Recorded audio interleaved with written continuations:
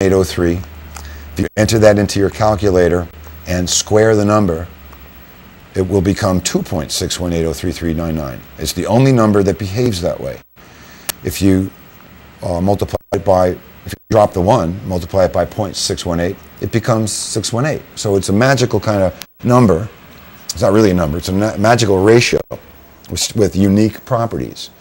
And it apparently gives rise to everything natural.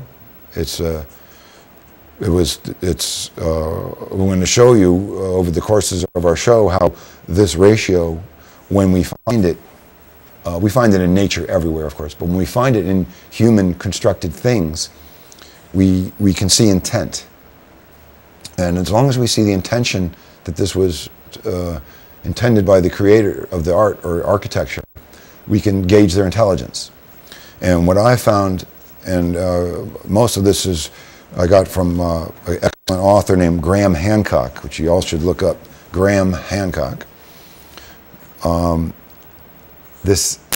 Virtually every culture, as far back as you can find, show me any piece of architecture, any piece of art, and we will show you how to analyze it, and you can see if they knew about this golden ratio, which, according to modern scholars, the Egyptians didn't even know about because we don't find exoteric overt evidence of it. But I would like to show that that's not necessary when we find the esoteric evidence of it in their created works. And once we see that and can read, by looking at the golden ratio, we can read these old pieces. It's amazing how far back it was known, and it's just stunning. But how would the golden ratio be incorporated into architecture and art and things like that? Virtually everything you see, even today, it's kind of like a trade secret. A lot of artists use it, and it's everywhere, really. The dimensions of things, credit cards, car designs, every automobile. If you look at almost anything constructed for commercial purposes, even. But and basically, the Parthenon is the classic example. It's the facade is like a golden rectangle, and there's a lot of other breakdowns, mathematical breakdowns. But it's literally every detail of every Roman, Greco-Roman, and Egyptian thing is absolutely determined by this ratio. And the mystery is how they did it without the tools that we'll show you next week, these simple tools, unless it's been a secret. And I don't want to expose any secrets of the Masons on this show, but they're quite familiar with what I'm talking about. And if we could just get the Sphinx temple on the back, number 153. Here we see the excellent Sphinx. The face was probably added later to look like this Egyptian person. It's very old. The last time it rained enough to cause the obvious water damage that's on this. Keep in mind, this whole thing was filled with sand since the time of Christ. So they've scooped it out a few times, but it always fills up very quickly. Excuse me. So the erosion you see in the background over John's head there is water erosion. And a lot of people debate this. They say it's sand. Clearly, that's water. And that implies that this was created before the heavy rains stopped. So either this is before the flood, or this is at least before 5,000 years BC, which is which could be 1,000 or two earlier than the earliest so-called, which are 3,000 BC, fully developed. There's no, we don't find any early hieroglyphs. We find mint condition, perfectly designed, 3,000-year-old hieroglyphs. Okay, there's no development. It's just a beginning, a slow change to the end of their tenure, thousands of years later.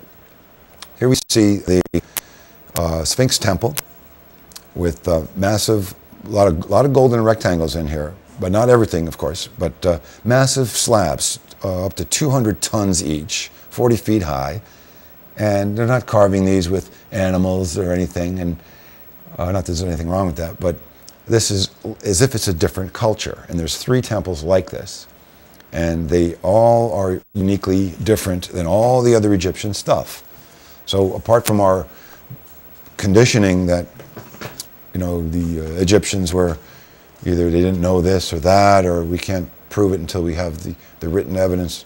We can see clearly. It would be very difficult for anybody to make this temple, even today. And this is the oldest thing in Egypt. So you tell me how they did that. I don't even want to know why they did it. You just tell me how they cut that stone with just simple tools. It's just, I don't think they did. I'm not saying there was an energy beam or the aliens did it, but it's just, I like to just look at that and just wonder and just not even know. But I wanted to share that with you. And miss anything else on eschatology? Yeah, we got to move ahead here. I was going to get into some calls. Anyone wants to call? We have open lines. I wanted to talk about some amino acids, but we're getting short on time, and I got some UFO footage I got to show you people. Yeah, why don't we say the microbes and okay, for next time? All right, let's get some action going here. See that little brown thing that just went by? We're going to see a lot of things here that heretofore has been called debris. This is Apollo 8. Seeing a whole bunch of junk whizzing by in all different directions, different speeds. And when there's a piece of the spacecraft that it let go. We're going to see this again a few times slower. Okay, it's in slow motion now. I just want we get a look at this. This is from 1968, December. The Apollo 8 spacecraft has just fired and used up its third stage rocket. It's fired. It's called the lunar insertion burn, or translunar insertion. So it's just beginning to really leave Earth. So they turned around and they looked back, and they see all this stuff very far away, tumbling. And there's a hook on the left, the lower left. You see that huge, looked like a sickle, whipping by, inexplicable. And you have tumbling shapes going back in the other direction. When the camera began to move, we saw several pieces change direction, not because the camera moved, but because they turned and moved back against the cloud. This is inexplicable. There's no rocket thrusters shooting that pushed that piece. And you might see again, right there. What do you call that? Right? Why is that shooting at this time? Any idea of how fast that's moving? I could guess that's moving at a good clip, maybe 50 to 100 miles an hour, if we're half a mile away from it. But the point is, particularly behind me, there's going to be one that reverses direction against the clouds. If I can point it out to you, it's going to be right behind this shoulder of mine here. But there goes the sickle off to the upper left. But in the middle, lower left, you see that one tumbling there? Just keep your eye on that one. Yep. There's a bright one there. Now he's touching that cloud there. Is he the one that turns around? Well, there he goes. He just turned around. He starts going back up. Okay, what's up with that? See, that's a UFO. It's unidentified flying object. You cannot explain that. This is no way. And this is 43 years ago, 44 years ago, when I was a little boy. I watched everything I could of Apollo 8, and I had no idea that they were this stressed out, leaving all that stuff floating around. That's so we're gonna. This is another topic we wanted to get into, so-called ghost orbs. This is some footage I personally took about 12 years ago. We see there was one thing. Here's a shape will come out of the blanket. There'll be a little thing. Wow. It goes under. It kind of went under, but it's not really a thing. It's an invisible, non-physical thing that looks like a sphere. And there are other shapes too people get. They're getting these all around the world now. These are not the same as photographic orbs that appear in almost everybody's pictures. Some people like to think that those are ghosts, but these are a completely different ballgame, even though there are similarities.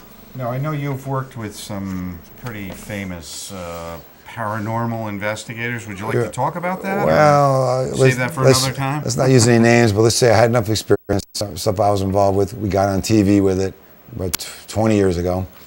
Yeah. So so I know a little bit about that type of thing. Can we get to the paranormal orbs, my private universe one? Yeah, there's a lot of ghost hunting going around, and I think that's great. I think it's fun. And if you use flash camera, you're going to get lots of weird orbs. And those orbs are weird. I just don't think they're ghosts, and because they are little things in front of the camera. And you do get strange ones that are multiple orbs. I've seen a dash in front of my camera, like a segment, that came out as multiple orbs, and it actually bent. The path that it was going was bent. So it's definitely a phenomenon. I can't explain how that came out looking like that, but to think it's a ghost is ridiculous because there's millions of orbs everywhere, and there can't possibly be that many dead people hanging out, basically.